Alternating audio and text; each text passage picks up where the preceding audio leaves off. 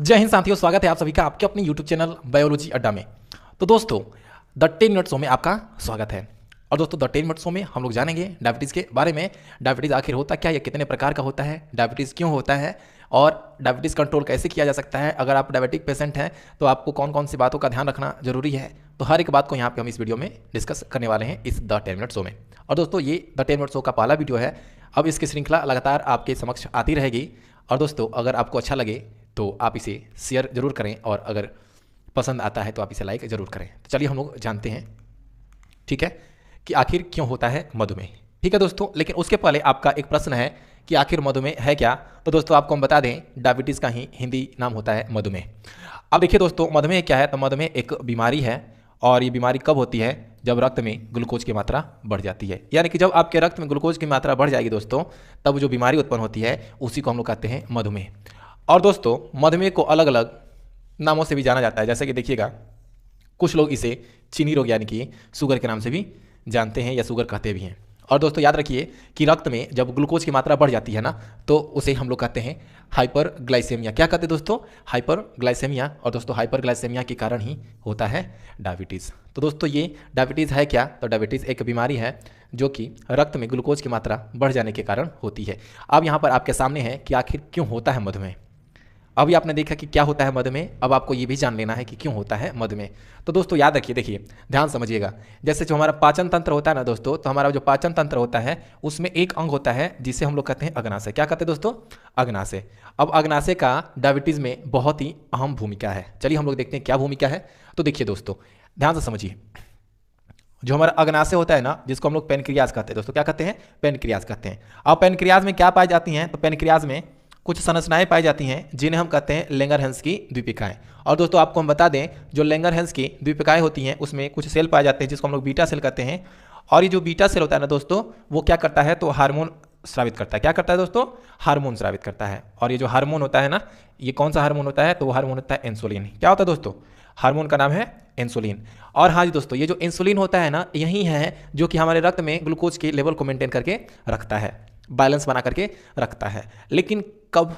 अब सुनिए, जब क्या होती है, इंसुलिन की कमी हो जाती है। एक कंडीशन आती है जब इंसुलिन की कमी हो जाती है, इंसुलिन की मात्रा घट जाती है। और जब दोस्तों इंसुलिन की मात्रा घट जाती है तो ग्लूकोज का लेवल क्या होती है? बढ़ जाती है।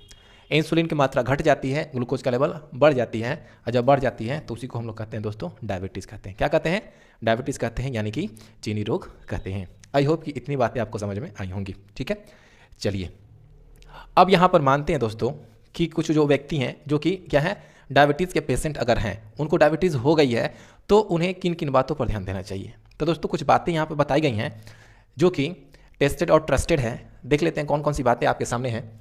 तो सबसे पहले यही है कि कोई भी नया दवाई अगर आपको खानी है या शुरू करनी है तो अपने आप, यानी कि अपना दिमाग नहीं लगाना है, अपने आप उसका शुरुआत में नहीं कर देना है। आप डॉक्टर के पास जाओ, प्रॉपर उनसे क्या करो, राय लो, तब जा करके आप दवा शुरू करो। वो क्या होगा?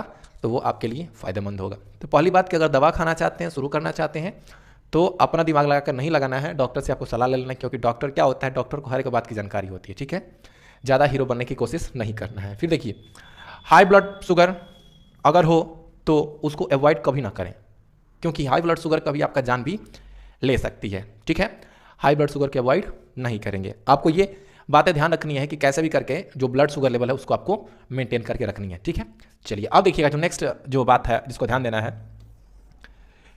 खान पान में बदलाव जरूरी। यानी कि दोस्तों अगर आप डायबिटिक पेशेंट हैं, ठीक है, तो आपको अपने खान पान में चेंजिंग करनी होगी। आपको क्या करनी होगी?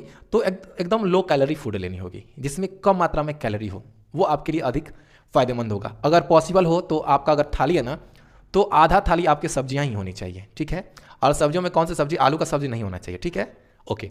अब देखिए जो नेक्स्ट है वो है कि आपको क्या करनी है, तो योग और एक्सरसाइज करनी है। क्या करनी है दोस्तों? योगा और एक्सरसाइज करनी है। कम से कम 2 से ढाई घंटे आप रोज एक्सरसाइज करो, आपके लिए फिट होगा। और एक्सरसाइज तो हर एक व्यक्ति के लिए अच्छा होता है, योग तो हर एक व्यक्ति के लिए अच्छा हो, चाहे वो बीमार हो या नहीं हो, सबको एक्सरसाइज करनी चाहिए। ठीक है दोस्तों, अब देखिए, अब यहाँ पे हम बात करते हैं कि कुछ डाटा दिए गए हैं, उस डाटा को हम लोग देखते हैं। तो देखिए, जो हमारा भारत देश है ना दोस्तों, ये विश्व का सबसे अत्यधिक जनसंख्या वाला देश बन चुका है। नंबर 1 पे ये, ठीक है, यानी शिखर पे पहुंच चुका है। पहले तो 2 नंबर पे था, लेकिन चीन को पीछे करते हुए क्या हुआ, तो अब इसने उछाल मारा अपनी जनसंख्या में और 1 नंबर पे आकर के बैठ गया। अब देखिएगा कुछ बातें बताई गई हैं जिसको हम देखते हैं। जैसे कि अगर हम बात करते हैं ना, तो यहां पे 7.7 करोड़ 7.7 करोड़ जो लोग हैं वो किससे ग्रसित है दोस्तों? तो डायबिटीज के मरीज हैं, डायबिटीज से ग्रसित हैं। ठीक है, ओके। अब देखिए ये भी बात बताई जा रही है ना कि जब कोरोना आया था ना तो उसमें अधिक मात्रा में डायबिटीज के पेशेंट बढ़े थे। ठीक है, ओके। फिर देखिए डायबिटीज से अंधे होने की भी खतरा ज़्यादा होती है, यानी कि अगर डायबिटीज हो गई है तो अंधापन भी उत्पन्न हो सकता है। अब देखिए डायबिटीज को कंट्रोल करना बहुत ही जरूरी होता है, यानी कि डायबिटीज अगर आपका मान लेते शुगर लेवल बढ़ रही है, घट रही है, बढ़ रही है, घट रही है, तो आप उसको नियंत्रित करके रखेंगे तो ही आप स्वस्थ रह पाएंगे, आप अच्छे से रह पाएंगे। अन्यथा क्या हो सकती है, कभी ऐसा भी हो सकता है कि आपका शुगर लेवल एकदम कम हो जाए, कभी ऐसा भी हो सकता है आपका शुगर लेवल बहुत अधिक हो जाए, तो वो जानलेवा हो सकती है। ठीक है दोस्तों, चलिए अब यहाँ पे बात है कि वयस्कों में जो डायबिटीज़ की वजह से कौन कौन सी बीमारियों की खतरा बढ़ रही है उसको भी हम लोग थोड़ा सा जान लें। यानी कि मान लेते हैं इस भाग दौड़ की ज़िंदगी में हर एक व्यक्ति हाइपरटेंशन से जूझ रहा है, हाइपरटेंशन से जूझ रहा है, उसका लाइफ स्टाइल कुछ अलग ही है, ढेरों सारा क्या है टेंशन से लेके जूझ रहा है। अब देखिए तो ये टेंशन से भी डायबिटीज़ होती है, हम आपको आगे भी बता देंगे। फिलहाल देखिए कि किन किन बीमारियों का खतरा आपके सामने है अगर आप डायबिटिक पेशेंट हो रहे हैं तो। अब देखिए दोस्तों पहला जो खतरा हमारे पास है वो है दिल की बीमारी हो सकती है, हार्ट की बीमारी हो सकती है, फिर है लीवर की बीमारी भी हो सकती है, लीवर खराब भी हो सकता है, गड़बड़ हो सकता है। फिर जो तीसरी बात है किडनी फेलियर, यानी कि देखिएगा क्या होता है डायबिटीज़ में क्या होती है, अगर मान लेते हैं तो व्यक्ति को चिड़चिड़ापन भी आ जाता है, और चिड़चिड़ापन भी आ जाता है तो उसको गुस्सा आएगा, और आपको भी पता है कि गुस्सा के कारण किडनी पर असर पड़ती है, तो किडनी फेलियर की चांसेस होती हैं। ब्लाइंडनेस यानी अंधापन हो सकता है, फिर एम्प्यूटेशन भी हो सकती है, और दोस्तों सबसे खास वजह कारण क्या हो सकती है, तो नर्व डैमेज, यानी कि आपके शरीर का जो तंत्रिका तंत्र है, जो सूचनाओं को क्या करती हैं हमारे शरीर के विभिन्न हिस्सों से मस्तिष्क में ले जाने का कार्य करती हैं, वहीं जो नर्व्स होती हैं वो क्या हो सकती हैं, डैमेज हो सकती हैं।